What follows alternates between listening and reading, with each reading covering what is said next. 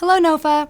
It's an honor to join you for this year's 41st Annual Winter Conference, and it's great to join you as the chair of the Senate Agriculture and Food Committee once again.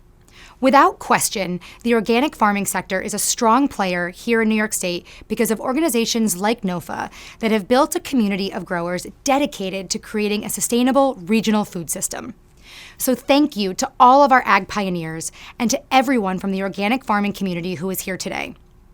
Thank you for the work you do to ensure that environmental sustainability and agriculture go hand in hand. The climate crisis is the defining issue of our time. It's the biggest environmental, economic, and social threat facing humanity. And in this all-hands-on-deck fight, New York agriculture must be a big part of the solution.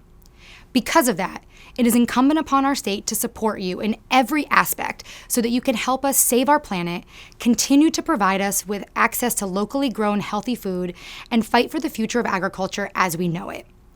This is the work that I am deeply committed to as Senate Ag Chair. As many of you know, I am the sponsor of the Soil Health and Climate Resiliency Act alongside Assembly Ag Chair Donna Lupardo. Our bill was the first major update to New York soil health laws since the Dust Bowl of the 1930s, which signifies how desperately we needed to modernize soil health practices. Paying farmers to expand their soil work and to learn new techniques like cover cropping, low and no-till methods, grass-fed, rotational grazing, and other regenerative practices ultimately puts New York in the best position to meet the goals of the CLCPA. Continuing state support for climate-resilient farming is essential, and I'll be fighting this year to make sure that this funding is included in the budget once again. This session, I'm also renewing my push for several bills to update New York's food procurement laws, which will greatly expand access to healthy, locally sourced food. I've always believed that food is a form of healthcare, and with the right policies and financial investments now, we can not only save New York food production and the economy that comes with it, but we can help New Yorkers be the best versions of themselves. My bill, which we've named the Good Food New York Bill, would allow farmers that use sustainable practices to be prioritized for local food purchasing contracts.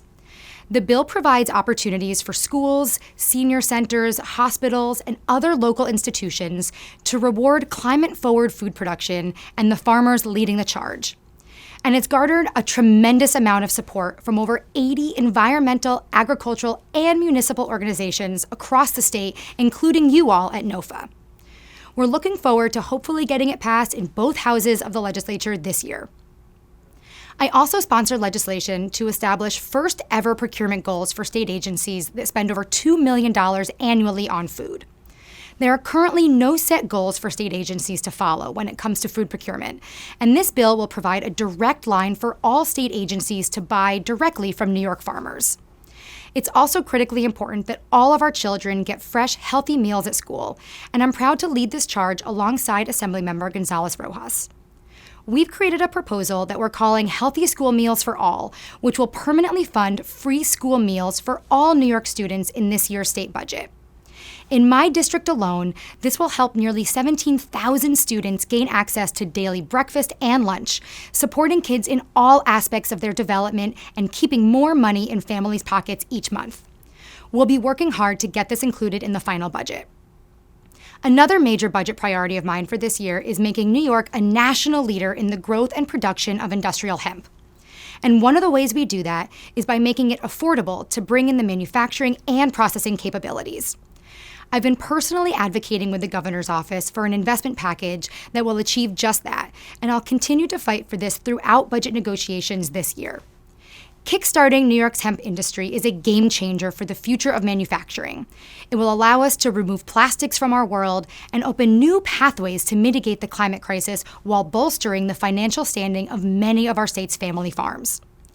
Jumpstarting the hemp industry in New York is something I'm incredibly passionate about and proud to lead because it's a game changer for the future of manufacturing and our environment. An economic, environmental, and agricultural home run. New York is not only a national climate leader, but we're also an agriculture state.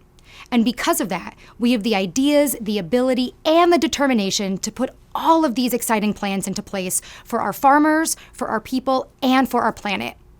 We haven't even scratched the surface, but I truly appreciate this important opportunity to tell you about some of my agricultural priorities for 2023.